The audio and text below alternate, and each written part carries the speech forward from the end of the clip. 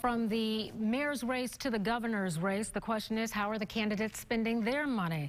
As of this week, Governor Asa Hutchinson has spent $1.29 million in television ads. His closest opponent, Jared Henderson's campaign, has spent $91,000.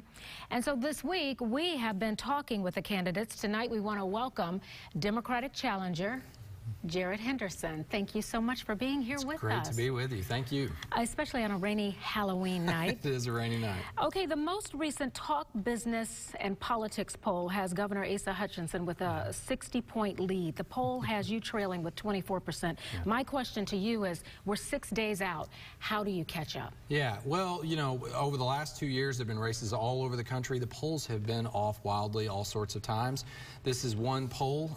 It was conducted, I think, with 80% of the respondents on landlines.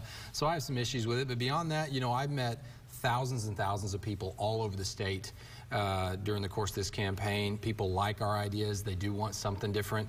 We're just going to use every second we have left to connect with as many people as we can. It sounds like you're not at all discouraged by that. No. Arkansas is a red state. If you're elected, you would need to be able to cater to Democrats, obviously, but Republicans as well. How do you do that, and how do you bridge the gap? Well, I'd say two things. I mean, one, you know, the ideas that we're running on in this campaign in education and small business development, to some extent in healthcare, these shouldn't be partisan ideas. We're running on things that resonate with Republican voters that I talk to as much as they do Democrats. You know, two, I challenge the notion, Arkansas has obviously voted for Republicans a lot the last few years, but in 2010, Mike Beebe won every single county. 2014, when Governor Hutchinson was elected, was one of our lowest turnout elections ever. There's plenty of people out there that like and want something different. You're a Second Amendment supporter? Sure. Almost everyone in the state is. Yeah. so you're no different. Some people consider you a moderate Democrat. Would you agree with that?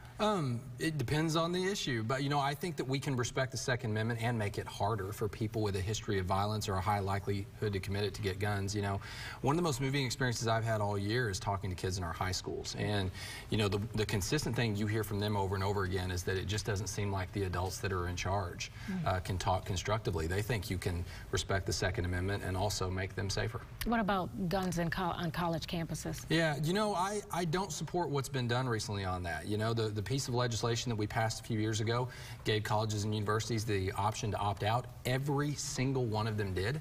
And then the state legislature came back and said, no, we're going to make you allow this. And I think that's wrong. Let's talk about teacher salaries here. The governor is proposing to make the minimum salary for teachers the highest in the region. You say, you're quite ambitious. You want to make it the highest in the country. Yes. How do you do that? Adjusted for cost of living. Well, first you start by not doing the governor's proposed tax cut. We've cut taxes $500 million in recent years. I think that's great for people that are living paycheck to paycheck, but the governor has proposed to cut taxes by another $180 million just for the top 12%.